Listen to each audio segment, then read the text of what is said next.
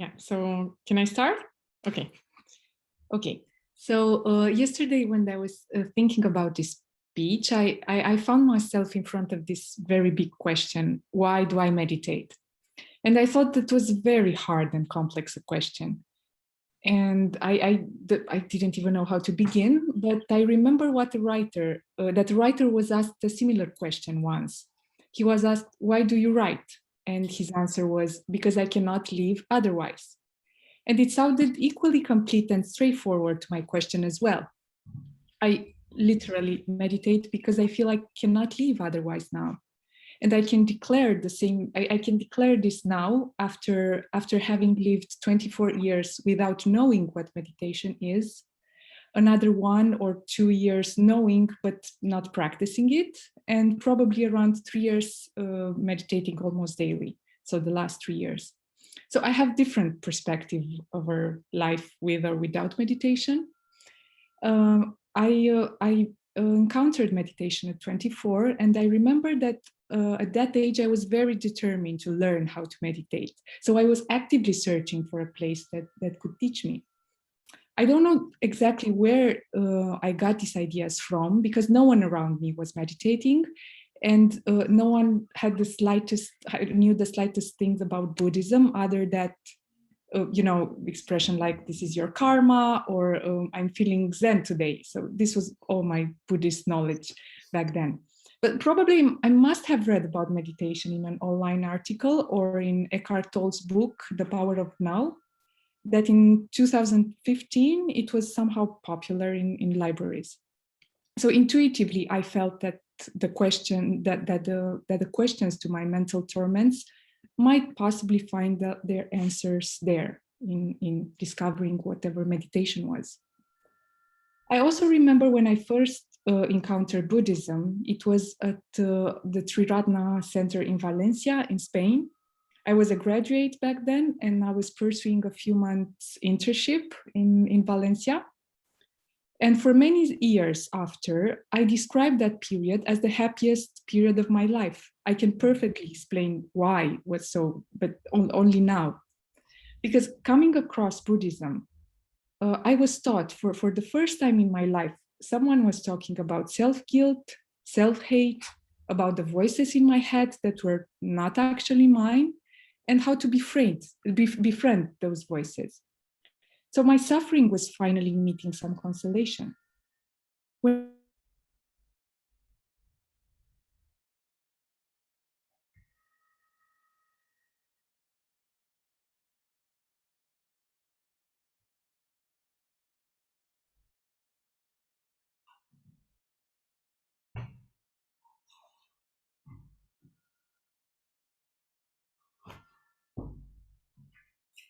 I felt filthy somehow after gossiping or after taking revenge on someone, even if such behaviors were somehow encouraged in my circle or in my family. There was something that felt almost instinctively true about the words filling the air in the meditations room. I was personally gulping in the recently discovered teaching that were delivered by those order members. And it was a feeling like those words were pulling me up from the deep suffering my mental state was in. For the first time, I felt there was hope. I soon understood that meditation could help me tame the voices of anger I've grown up with, the voices that cause anxiety kicks in my stomach and chest. And up until now, the most precious lesson I received from Buddhism is self-love. Also is the most difficult to enact.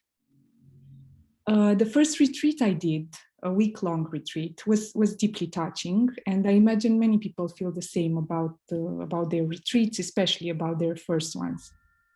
However, it was not very easy altogether.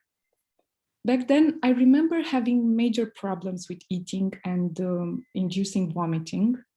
And the vomiting was very hard to resist because every bit of food swallowed imposed a great deal of guilt on me back then. Oh. And the guilt of having eaten was immediately followed by the shame of having vomiting. It was a sort of a vicious circle. Vicious circle. Yes, that I just couldn't get rid even during the retreat, but I tried to ignore it as I always used to do. Yet, while I was meditating once, the memory of this so-called self-abused, this is how I called it back then, just popped up, and my body began to tremble. And I tried to calm the swarm inside with my breath, but I failed. Was this part of me that was trying to ignore ignore the suffering, was bustling its way up to the surface. And when the meditation bell rang, I immediately burst out crying. Such a deep pain, I imagine it could not be buried in the corner of the mind when you're on a retreat, because when you're on retreat, your heart and mind are widely open. So the layers of protection normally vanishes. And what was interesting about that moment was that the person that was guiding the meditation, who was an overweight person, who was teaching a mindful eating course, came and hugged me and held me very tight until I literally exhausted my tears. And I felt like that was the time when the healing began somehow.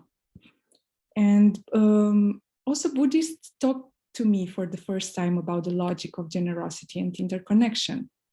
To me, a person who is educated in a dog-eat-dog culture, a culture of wild individualism.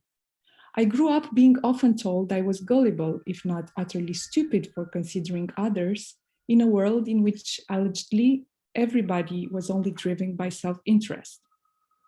Finally, I came across people who consider that the more you give, the more you have, an old gut feeling mine. Meditation made me understand that I don't have to be a helpless victim of my temporary mental states, that I can cultivate those that can reshape my life into a place where I wake up with enthusiasm in the morning instead of anxiety. I was taking part in discussions in which the human mind was, how shall I pronounce this, dissected and analyzed from any possible angles. And I learned to treat my mind in different ways, but not as an identity. I learned that I'm not my thoughts, that my thoughts come and go, and that many of them are my mother's thoughts, others are just sequences from the last movie I watched, and most of them are fragments of what I perceive that don't reach my consciousness. I noticed that meditation is similar to running to the extent that they both involve consistency and exercise. That you will not run too far when you're out of shape.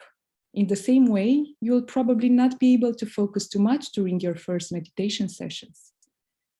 Similar results occur when you take long breaks from both meditation and running. The more you practice, the easier and enjoyable they are. I learned that I can indeed take joy from meditation, which is not exactly the effervescent, almost boiling joy that possession gives you, that feeling of sniffing the feeling that you are somebody, that you are about to receive something, or that you're about to be praised. Most of the times, these type of joys end up in emotional hangover and withdrawal. The joy derived from meditation is rather the one I first identified in my teenage as peace. I don't want anything other than peace. I don't need happiness. I want peace because peace I've never had. I remember myself uttering these words so many times as a girl, and I later found them written down in my diary. I finally found a more solid, more graspable peace when I encountered Buddhism. Of course, I wouldn't achieve it every time I sit in meditation, but if I was persisting enough, peace eventually emerged, calming the convulsions in my stomach and bringing together my thoughts. Meditation was the first activity that I practiced without being critical towards myself, without being in a continuous and painful competition with myself, without fault-finding myself for not meditating correctly, sufficient, ambitiously enough. While exercising was painful, working was a burden, literally every non-leisure activity was a painful struggle with my lazy self, I was taught that in meditation, I must be gentle with myself, that frustration makes no sense, that there is no such thing like succeeding in meditation, that by the mere fact that I show up to meditate, I'm already winning. All the rest is a bonus. During the first years, I refused to meditate by myself. This was out of discussion. I simply wouldn't sit at home and pay attention to my breath all by myself. I would only meditate in Buddhist centers, surrounded by others, someone guiding the meditation. I guess there was a confirmation and safety granted by the presence of the other meditators around me. This refusal, however, led to long pauses in my practice during the times I was traveling. Those periods hurled me time and again in the same self-destructive behavior I acquired at a young age. But I always found my way back to a Triratna community. I remember I was traveling in Colombia for 4 months, a time in which I turned my back away completely on meditation. On a land so far away, when everything was new to me, I defaulted on what I knew the best, my all-time addictions. I would drink a minimum half a bottle a day. I lost a lot of weight. My anxiety wouldn't allow me to sleep more than a few hours a night. And I was jumping around from one destination to another, hoping to find, well, peace, until I decided it was time to stop and search for Triratna centers around me. I found the closest one, Mexico City, and I headed towards there. I will never forget my first meditation there. I could barely keep my eyes closed. My pulse was shaking in my throat, and I felt like a fish just taken out of water was stirring in my stomach. But it also felt as if I had finally come back home. I also learned that meditation is not a magic pill. During the year I spent in Mexico, I've been told this many times, but I refuse to believe it. The proximity of a Buddhist center helped me to quit smoking. My alcohol intake was more than reasonable. My relationship with food was improving, and I was loved. It was then when I developed a constant meditation practice that I haven't abandoned to date. I was passing through life as if I held the universal panacea in my pocket, the meditation. Until one day, when meditation stopped working, I was reviving a childhood trauma, although I was not aware of it back then. And no matter how hard I was trying to meditate, I couldn't stop crying and the suffering overtaking my whole being. I was startled, I felt betrayed. I was practicing correctly, and yes, I was in deep pain. Well, meditation and being nice, it's not enough to end up suffering. And if you are new to meditation, you would better not take this bite. But it's an excellent place to start and probably the best field for your personal battles. I've learned that the spiritual path and life itself is a process, a long way with highs and lows. That undergoing a period when you're not proud of yourself doesn't mean you're failing, but that you've reached one of the numerous and unavoidable lows. I've learned that in our society, self-punishment is sometimes sold as the right attitude that will make you stronger and more ambitious. I don't know if it works in this way for someone, but in my case, it led to catastrophic results, like the bulimic episode I was talking about, among many others. It was only when I began to accept my overeating moments and treat them with metta that my body learned how to self-regulate a food intake. What mostly touched me at the metta practice was the first stage, the love towards yourself. Because while treating others with kindness and respect was so natural for me, I had only learned loathing for myself.